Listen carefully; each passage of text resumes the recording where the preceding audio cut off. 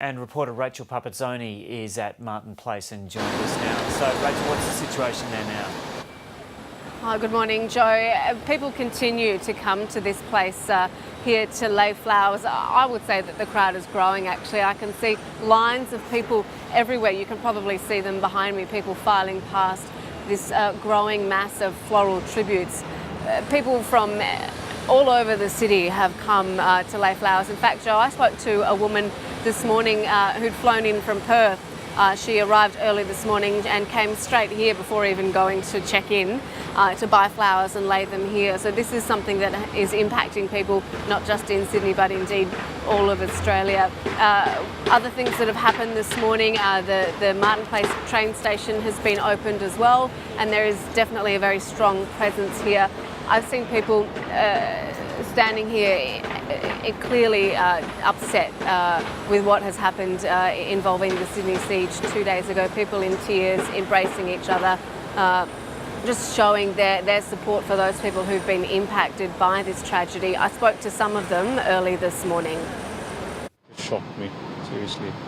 Like, I'm a Muslim and I don't at all agree with what that person was claiming to do. Today I was getting family ringing me asking how things were, even though I'm at work down at Woolloomooloo.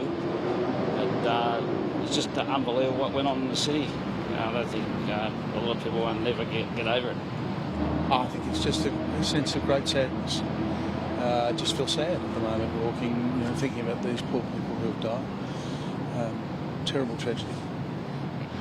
I've found that, I've grown up in Sydney for the past 22 years. I was born back in '92, and just to see an event like this happen in Sydney, it just saddens me. And Joe, as I mentioned, people continue to come here to lay flowers. It's impossible to know when that will end. This operation is being run by New South Wales Police and staff from the Department of Premier and Cabinet, and it's obviously been run very well. People are lining up. There's no sort of crowding and trying to get down and get those flowers, and people are reacting here in a way of there's a somberness and a sadness and an overwhelming feeling of community grief. And Rachel, at the end of the siege yesterday, at the violent end of the siege, one of the people injured was a police officer. What's the situation with that police officer today? That's right, Joe, a 39 police officer. He was hit in the cheek from shotgun pellets. And yesterday he made a comment to the Deputy Police Commissioner that he would be back at work today. Well, he is back at work today. Here's a little bit of what Deputy Commissioner Michael Finler has to say. I spoke to him yesterday whilst he was here having a coffee, and again, he's a very brave person. But you think about the hostages and the police that went into that cafe and the bravery they all showed, I don't think words could ever possibly explain it.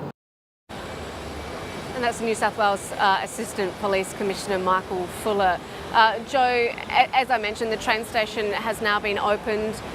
Streets that were closed have now been opened, but that area around the Lint Cafe, of course, remains a crime scene, and that remains a secure place at this stage. And Rachel, we can see a police van behind you there. Just in the last hour, police have held this media conference talking about an increased police presence in the wake of this. What is behind that? So that's Operation Hammerhead, and that was announced overnight. And that, as you mentioned, is an increased police presence throughout Sydney. This was something that happened when some viewers may recall in September, those anti-terrorism raids were conducted across numerous properties by police, and Operation Hammerhead was brought in then. It's been brought in again now. This is about, maintaining that police presence and letting the community know that they are safe and that they are being cared for. All sorts of different divisions within the police force are involved. General Duties Police, of course, Transport Command, the Dog Squad, Mounted Police, also the Riot Squad and Highway Patrol. An extra presence obviously here in Martin Place, also at the harbour, in public transport places such as Martin Place and also sporting grounds, that we'll see that extra police presence that will operate 24 hours a day for the next 3 weeks. Okay, Rachel Pupazzoni reporting there from Martin Place in Sydney. The opposition